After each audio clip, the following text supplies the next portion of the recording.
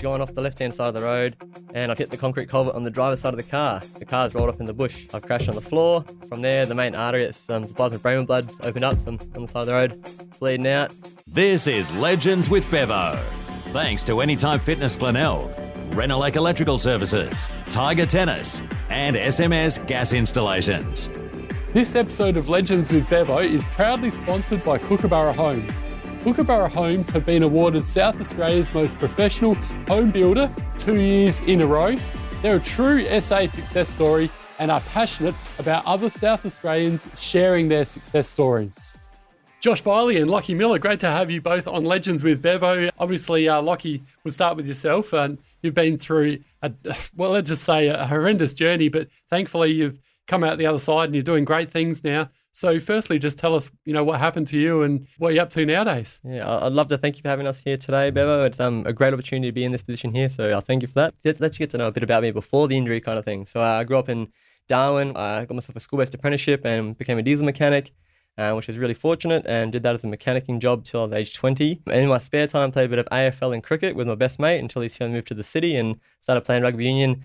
Just like a verse him, because he joined the local rugby union side, then before I know it, 6 or 7 games go by and I get selected in the state side, and me and him going away to the state championships in Brisbane, and then later on to Geelong as well, and having a pretty cool experience there. And then my last ever game in Darwin, I was fortunate enough to be in a premiership side with the Swamp Dogs, and it was really cool to win that season. One of my highlights of my sporting career. And then you sort of had the accident and... Yeah. And then this particular day I was in Darwin. I was on the way home from work this day. I had to finish a little bit later, whatever reason, and had to get a truck to go and go pick up a few things. And I was on the way home that day, get ready to go on a date with a girl named Shannon. That's probably about our 3rd or 4th date or so, and I was getting excited to see where that relationship would go, and who knows what was going to happen. But on the way home from work, there was a car towing a boat with a queen-size mattress in the back, insecurely tied down. And then there was a car in front of me, and they give themselves enough room between the boat kind of thing. And the mattress happened to fly out the back of the boat. They've had enough time to avoid the mattress. But myself, I might have been too close to the car in front of myself, not giving myself enough room to avoid it. But all of a sudden, there's a mattress in front of me. I've hit the mattress and I've lost control of the car. So in Darwin, it rains a lot. So we have a lot of big rain drains and people got concrete driveways and to get into the house kind of thing. So I've gone off the left-hand side of the road and I've hit the concrete culvert on the driver's side of the car. And where a seatbelt will save you from going forward in a car crash, I've hit on the driver's side of the car, and so I've gone out the driver's side of the car kind of thing. So the seatbelt been ejected out that way, and the car's rolled off in the bush. I've crashed on the floor. From there, the main artery that supplies my brain with blood's opened up, so I'm on the side of the road, bleeding out.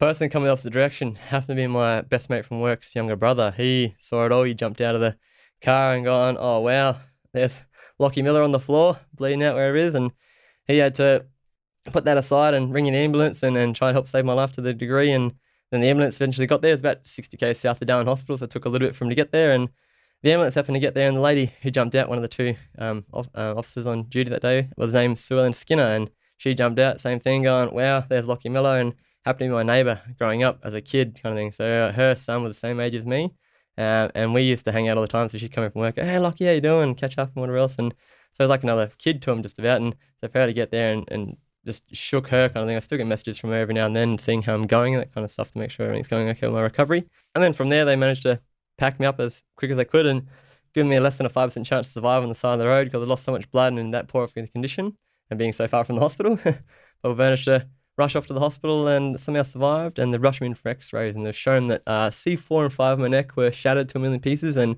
T7 to 10 in my back were broken. Not to say the surgeons are bad in Darwin, but there's not the greatest medical facilities in there, and they say it's about 10 years behind every other capital city in Australia. So this happened, like I said, Friday night. They managed to pack me up and get me secure by the midday on the Saturday and fly me from Darwin to Adelaide. 3,000 k's, and the normal plane will fly at about 32,000 feet in the air to save cabin pressure building up and putting more pressure on that kind of stuff. So they flew care flight at 2,000 feet above the ground from Darwin to Adelaide to save building that pressure up in the cabin, which would worsen my brain injury that I had from having no blood supply to my brain for a long time. And then, they got me into Adelaide here and rushed me in for immediate surgery and 2 rods and 8 pins in my spine and put a plate in my neck that'll fuse my neck there for the rest of my life kind of thing. And then I was in a coma for about 38 days or so kind of thing, and in the Adelaide hospital for 2 months all up, and then I was moved on to Hampstead Rehab Centre. And this was probably some of the hardest days of my life, I suppose. I can kind of started getting memory from there as well, and started to recall a bit thing and coming a bit more conscious in that sense, and where I had to, had to learn to walk and talk again kind of thing, and dress myself and feed myself again. And the first memories I have from there is I'd wake up in the morning, I'd press the buzzer, and a nurse would come in. She'd go, "Morning, Lachie, you ready to get up?" "Yep, no worries." She'd disappear. She'd come back about 30 seconds, minute later, with this thing. It looked like a crane kind of setup, and she'd put a strap around me under my waist and four-point harness kind of thing, lift me out of bed with this crane, put me in an electric wheelchair so I could drive to breakfast every morning, because I lost a lot of control of the right side of my body due to the zero supply of blood to the left side of my brain there.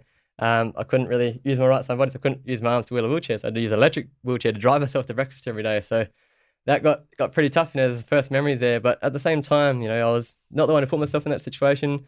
But at the same time, I was the only one that's going to get myself out of there. So I was very fortunate. I had support from my family, and I kept pushing myself through my recovery, and just kept going and managed to learn to walk again. And first time walking 10 meters taking 42 seconds, the equivalent of doing 100 meters in 7 minutes. And you see sprinters in 10 seconds under these days. So it was a huge change in my life kind of thing, and big changes.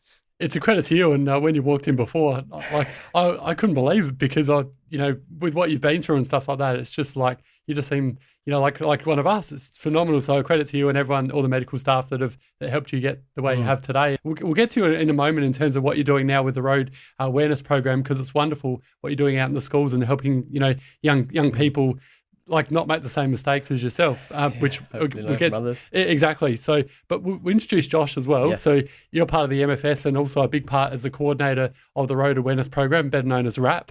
So Josh, tell us more about your role in RAP and what the program's all about. Yeah, so the RAP program's been going for about 16 years now. It was originally created in 2005.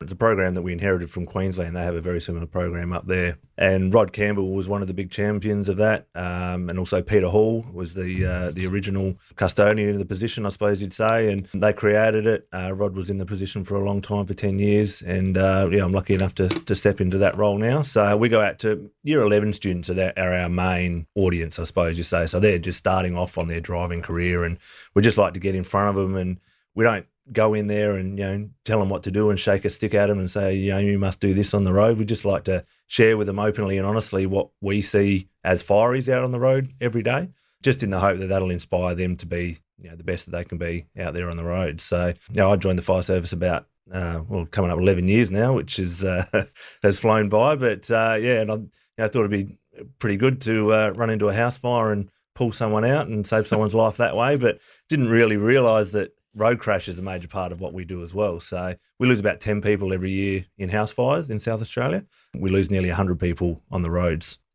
So staggering, it's a major part of what we do. And obviously, been on the trucks for that most of that 10 years. Spent a little bit of time in the communications department as well, and just trying to get into a different role now and doing a bit of preventative stuff, because out on the trucks you're very reactive. You're around the station and you get a call and you're quite often responding to someone more likely on the worst day of their life. You go into a road crash or you go into a house fire or something like that. So I just thought I'd try a different part of the fire service and come in and maybe try to do a bit of preventative action and stop somebody from going through much like what Lachie's been through. We don't want to, we say 100 people die on the roads, but way many people than that suffer from a serious injury as well. So if we can prevent even one of those, I think we're doing a pretty good job. So that's what we're hoping to do through the RAP program. And what are the key messages of the RAP program? The main message that we like to portray to the kids is that you get to choose the risk, but you don't get to choose the consequences. So everybody's got a choice when they're out there driving around. They can choose to be a safe driver, or they can choose to be a risk taker, or choose to be totally irresponsible. And that's what we talk about during the RAP program as well. We say, like I said, you get to choose that risk. You can choose to look at your phone while you're driving, or you can choose to be distracted, or speed a little bit, or talk to the kids in the back of the car or something like that. But those risks come with consequences, and you don't get to choose those consequences. So if you just concentrate on driving, 100% of your concentration on the road, 100% of the time, we can eliminate most crashes, most deaths, most serious injuries out there. So such an important program. Well done to you on that one, for sure, and everyone else involved. And Lachie, your involvement with the RAP program, what do you do there? I went to, I think it was World Road Trauma Day, and I met a gentleman named Eli Mern. He said he's part of the RAP program and said, this is what we do, go to schools and tell the kids about our stories and kind of stuff, try and encourage them to be safer on the roads. And I said, wow, that's really cool. I'd love to get involved with this kind of thing. And then it went from there, and I was very fortunate that, Rocket was at the time and another guy named Chaz. Met up with them, and they liked my story and said we could probably work with this. And so I was coming from the sporting background, that kind of stuff, and it's good because you can see a lot of kids at schools and that kind of stuff thinking, oh yeah, I'm going to go on and be a successful sports player, and like I had aims and aspirations to do that kind of thing in my life. And then after you have these injuries, and might be your silly choice on the road or someone else's silly choice on the road, and you have all those dreams and aspirations taken away from you, kind of thing. So yeah, I could see the benefits that the people would get from this, from my situation in my life, and I'd save hopefully other people having to go through the same pain and suffering that my family will go through the rest of our lives, kind of thing. So it seemed to be worth it for me. 100%. And as we spoke about earlier, it's just so wonderful to see you the way you are today, and what you're doing is so good. So keep up the great work there, mate.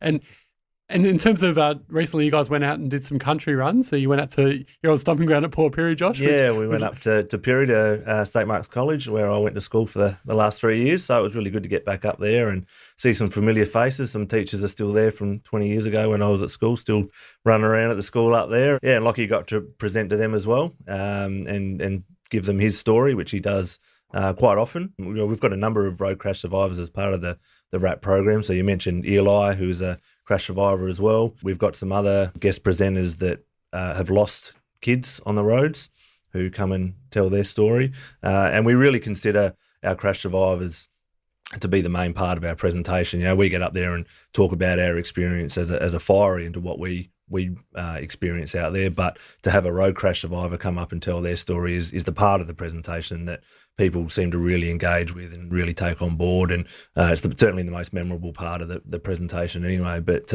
it was really good getting back up to St Mark's and presenting to those guys, and we got the local fireys along as well, and they were able to come along, and the kids were able to see who would be actually responding to a road crash if one happened in their area. So, and that's a big thing in the country as well. We find that, obviously the MFS, we've got stations in some regional centres, Port Pirie, Port Augusta, Whyalla, Port Lincoln, down in Mount Gambier as well. Then you've got the awesome volunteers from the CFS or the CFS that go to a lot of crashes in the regional areas as well.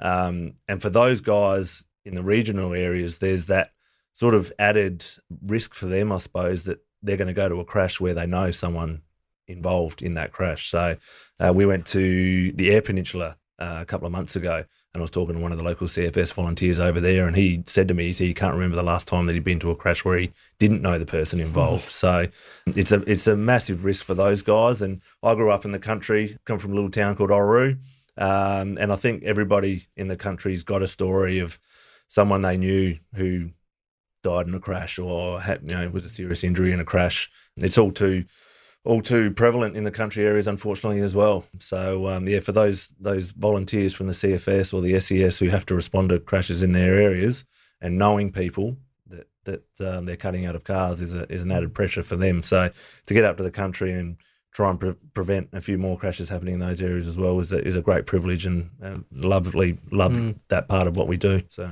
do you have sort of some statistics available, whereas like in terms of when you first started the program versus now? Back in 2010, we were getting to about 40% of Year 11 students in South Australia. And after that, 2011, we added an extra presenter. And our rate at the moment is about 85% of schools in South Australia that we get to. And we're trying to get that up to 100%. So if anybody's at a school and you don't have the RAP program currently there, give us a call, and we'd love to come out and present to you guys as well. But so we get to about 85% now. And from that year, so in 2009 and 2010, there was 19 and 20 16 to 19-year-olds killed on South Australian roads. Like I said, in that 2011, we got to 85%. And that year, the number went from 19 to 9. Wow, that's and a we good thought, result. wow, that was incredible. Yeah. We thought, well, that's probably just a coincidence and it'll probably never happen again. The year after that, it was 7. And the year after that, it was 2. So 2013, we had 2 young people die on the roads in South Australia. And that's too many. But we can really see the positive or the downwards pressure that the kids in that age group are putting on the road toll. in their age group. So it's a really positive thing that the guys in that age group are really driving the road toll down in their age groups. The big thing we think is it's not us coming out presenting the program going, how you do this, and we're doing that. We believe it's the kids, because we can only come out and tell them the information, and it's up to them how much they want to take away from the program and how much they put forward in their life, kind of thing. So we let them know, but we think well done to them, because if it wasn't for them doing this and going forward, those numbers wouldn't be coming down. So we think, hats off to those kids, because they're the best 16 to 19-year-olds around Australia, in a sense, because all the other states, there's no downwards pressure in the same sense like here. So hats off to the kids, and keep promoting them, telling them they're doing a great job in that sense and only getting better. Yeah, absolutely. And when in your own sort of personal, when you're going out to the schools and stuff like you and telling your story, do you find everyone being really engaged and find what's been the reaction when you tell your story? It's unreal kind of thing, because the way the presentation goes is they get Josh up first, or the firefighter, whoever it is, kind of thing, because they have a few different presenters that come in and do the firefighting role, as well as the different guests we have for the crash survivor.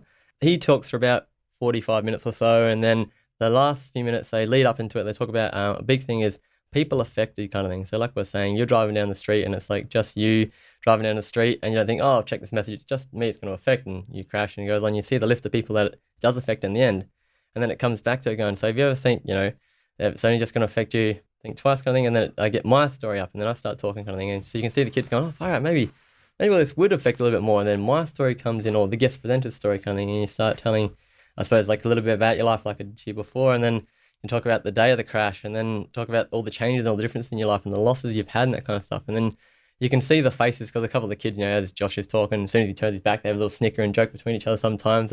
But when I'm up there, you can gauge and you can see all the kids, and the looks on their faces is just unreal sometimes. And just the shock and emotion, the number of tears you get from kids as well. And one of the great parts of the program we have is we have a little a wrap pack, we call it. So we give them a little note to take home as well, and a review form, so they can tick some boxes on how we were going, they thought, and a few feedbacks as well, so we can go back and read them. And we are fortunate enough when we get a few minutes after, we go back and read every single one, every single form, and whether it's been the smallest I've done is a presentation of 3 people to the maximum I've done, I think it's up to about 200 or 300 people kind of thing, and we go back and read every single one of those forms, and it's the best part of the program. It makes it worth me, because I'm coming back and living the worst day of my life just with a handful of strangers to try and hopefully they don't have to go through the same thing that I've gone through. And it feels, often I get to a point of tears, because I think about all the things that my life's changed. I'll never play rugby union again. I'll never be a qualified diesel mechanic again, and never travel the world doing those kind of things. It's taken a lot out of me in my life kind of thing. But then reading those forms and seeing how much these kids are going, wow, thank you so much for presenting this to us. And then I'm glad you did it, because so many people I know this would benefit from, and thank you for sharing with us. And that's what makes it worth it. Coming back and reading that you are making a difference in these kids' lives, and they will, and they want to go forward and be better people on the road, so not to impact other people's lives with this. So it makes it worth it. It feels like that last bit of it, the form of it. And from your point of view, Josh, like when you've been out to the schools as well, what's the reaction been like from a fire brigade point of view? Yeah, it's all positive. Like he said, a lot of the time when we walk in there, we say we're here for a road safety talk, and a lot of the kids are like, oh, here we go, there's another one. We've had this 100 times before, but and they sort of sit at the back of the class and play around a bit or whatever. But as we get into it and they realise what we see and the impacts that it has on people, and like you said, the people are affected, and we say, look, it's not only you that's going to be affected if you're in a crash. There's you, then there's the person who comes across the crash and has to call the emergency services, and we're affected by what we see as well. Too many of my mates and too many of my colleagues aren't getting through to retirement age because they're suffering from post-traumatic stress, from going to too many of these crashes all the time over the years. So, emergency services, first responders are all affected by what they see out on the road as well. And then you've got the hospital staff, and you've got the police who are tasked with telling your family or your parents of what's happened. There's so many people that are affected by a motor vehicle crash. It's not just that person involved in the crash, and friends and family. And, we sort of get up to about 300 people without much of an effort at all. And most people have probably got more than that as mates on Facebook or whatever these days. So that's it. That seems to really hit them as well. They come out going, geez, I didn't really realise the massive impact that having a crash in a car really has on people. So all the feedback we get at the end is positive. They love it. They love the message, and they love that we're not there telling them what to do. We're just putting it back on them to be inspired to be the best that they can be out on the roads and really go out there and save lives. And the results that you're getting, you mentioned before, is obviously too many people. Like any loss of life is horrendous at the best of times. But the fact that your results from the start to a couple of years back when you only had those 2 losses of life, that's a huge result, and just goes to show how the role of what the program is playing in the community and young people. So like he said, we're not sort of beating our chest going, hey guys, how good are we? All we're doing is sharing information, and it's really the participants in the program that are taking that information on board and going out there on the roads and making good decisions. And that's what drives the road toll down. The numbers don't come down unless everybody behaves in a manner that's consistent with someone who cares about other people on the roads. And that's what we say, drive like the person in the car next to you is your mate. In Australia, I like to think we look after our mates. So if you think about that person in the car next to you as your mate, you're going to want to protect them. You're going to want to drive safe. You want to do the right thing out on the road. So, and going forward, guys, we spoke off air a bit about motorbikes as well. It's something that you're looking to promote a bit more is the importance of safety with motorbikes, especially in country regions. Tell us more about this, Josh. Yeah, for sure. So the last couple of years, unfortunately, on the roads, the motorbike deaths have been quite significant. Motorbikes are only about 3% of all vehicles on our roads. At the moment this year, they're about 20% of deaths. So they're massively overrepresented in the stats. So we'd like to incorporate that a little bit into our program. We'd like to just talk a little bit more about that. You're extremely vulnerable on a motorbike, especially if you're taking risks, if you're speeding or something like that.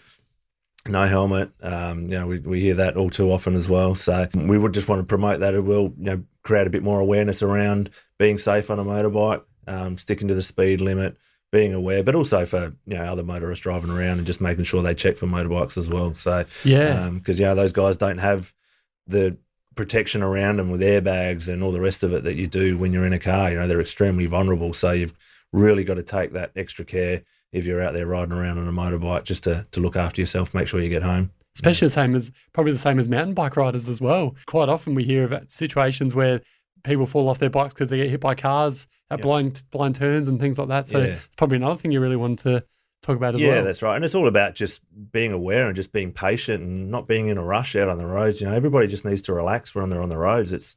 You don't need to get your stress levels up and try to get to where you're getting quicker. It's just drive. You'll get there eventually. Everybody seems to get all stressful, and I understand in peak hour it can be you need to roadworks everywhere. Exactly. Yeah, but at the end of the day, you're going to get there eventually. So just relax. Just have a look around you. Make sure you're aware of what's going on. There might be a person in a bike coming towards you. Just the best thing we try to say, I suppose, I know it can't work for every situation, but you want to try and be somewhere earlier, try and leave earlier, because you're never going to make time on the road. Like we're saying, roadworks will surprise you everywhere, or a crash will come up, that kind of stuff. So just try and fix that into your travel time if you can afford to in the time wise. Give it extra 5 minutes earlier if you can, because who knows what will happen on the road, or who is going to cut you off, or that kind of thing. So that's one thing we try to promote. Yeah. And you notice that Lachie and I always say the word crash. We never say accident. And we really promote that in the program as well. We have that difference between an accident we see as something that is unavoidable, whereas a crash is where someone is responsible. We only refer to them as crashes because pretty much every crash on our roads is a crash. It's not an accident. It was preventable. That's a really interesting point, that one, because I've been in a situation myself once where I was in a crash, but technically it was kind of both people's faults. It's an interesting one because I was kind of turning right, but then the reason that I can, sort of the other car connected with me was because the other car was speeding. They were going 80 in a 50 zone. So I technically did the right thing because I gave way, and if they were going the speed limit, they wouldn't have clipped me. But because they were going too fast, they clipped me and wrote my car off. So that was a crash because they were exceeding the speed limit. Exactly. It could have been prevented. If they were going the speed limit, then you would have been right. That's sometimes how the rules are a bit ridiculous, because I end up having to pay for their injuries, even though it wasn't necessarily my fault. Because if they wouldn't have because I did the right thing, I gave way. But the reason that the crash occurred was because I was speeding. You can't blame it on me for that. But that's just the system. You probably would have got through, no worries. Because they're speeding, they'll come to you a bit quicker. So it's hard for you to judge that kind of sense, because like I said, if they were doing the speed limit, you would have made through no worries. No collection would happen. But they're speeding, so they're in the wrong technically, you'd think. But it's frustrating, isn't it? But the laws are the laws, aren't they? So, and we are finding that the language is changing to crash as well a lot. And a lot of the time you see on the news or something, they'll say the word crash. They won't say the word accident. I've learned something today. So thanks, guys. Trying to put that new perspective on it, in the sense where you go away from and go, maybe I could avoid doing that, and then I could put myself in a better position to be safer on the roads, or anyone else as well. Well said. And with my situation, like I'm now extra careful as probably you guys are as well for what you experience. It just makes you learn and be more cautious on the roads, which is what we all have to be. So, yeah. I give myself a lot of room behind cars now, and even to the point where I'm in a car, someone's like, "You're a long way behind that car in front of you." It's like, "Yeah, mate, you never know what's going to fall off them, even a spare tyre from underneath, or who knows." Give myself the room. Especially slippery conditions, like you say, as well. Yeah. And before I let you guys go, Lachie, you're looking at doing something absolutely fantastic, and that's opening up a cafe just purely for people with acquired brain injury, and that's at the Repat Hospital. Am I correct in saying that? Yeah, my partner and I put in an application 3 years ago when they announced they were trying to reopen the Repat Hospital there and keep going, and in a sense of a recovery space for more people just in the war veterans, opening up to be a recovery place for brain injury, spinal, dementia, bulimic clinic as well. So it's going to be a whole rounded place, and they're looking to try and take the walls down from the outside of this place, not make it look like a hospital anymore, but have like an inviting space for people to come and heal, because everyone always thinks it's a place you go to die a lot of time in hospitals, but this is going to be a great place to heal kind of thing. So we had the opportunity to use the cafe. We're looking to try and have a chance to upskill people in a voluntary sense and try and give them a sense like a meaningful life again, because a lot of time after these serious injuries and changes, you're like, what's the point of life anymore? What can I do anymore? So we're going to try and use it as an upskilling ability for that kind of sense, and not just for brain injury people. So we want to reach out to all people recovering through the facilities there as well, and try and reach out to other people, trying to give the volunteering, getting back to try and find that meaningful life again. Because like I was saying, for me, it was a very huge struggle from being a qualified diesel mechanic, playing stateside level at rugby union, to then getting craned out of bed to put in an electric wheelchair. It's really hard to find that drive or that will, or what can I do kind of thing. So I want to try and use this as well as a mentoring system kind of thing as well. So you have people that are, say myself, or people that are further on in their recovery, can partner up with someone earlier in their recovery, because a lot of time, like I say, it's hard to see the light. So you have that person showing you the light, you go, maybe I can do that, or go forward in life like he has or she has kind of thing. And try and use it as that inspiration for people as well, to not give up on themselves. And because that's what I want to try and show people, that, a lot of time you're always looking for some answer or someone to get you out of it, but a lot of time you just got to believe in yourself and just be that person to believe in you. Absolutely love it, mate. I wish you all the best, and fingers crossed you can get that happening, because that's so good. And I'll certainly do whatever I can to help promote that. Definitely, yeah. We're always looking for, I suppose, because we're looking to try and do it in a non-for-profit kind of sense as well, to try and give the sense of people that volunteering back into it, a sense of trying to upskill to get into work. So always looking to try and help build the program and funds and that kind of stuff to make it work for us. So it'll be really cool to see where it all goes from here. But yeah, thank you, and it's exciting times ahead. Yeah, well, Lachie Miller and Josh Byerlee, thanks so much for joining us today on Legends with Bevo. It's been a real pleasure having you both, and keep up the great work with the program and everything you guys are doing. Thanks very much. Thank you so much. Appreciate it.